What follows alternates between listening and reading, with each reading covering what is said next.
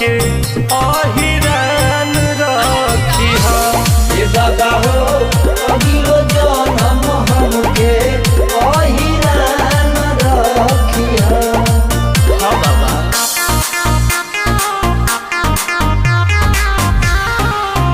Music by you.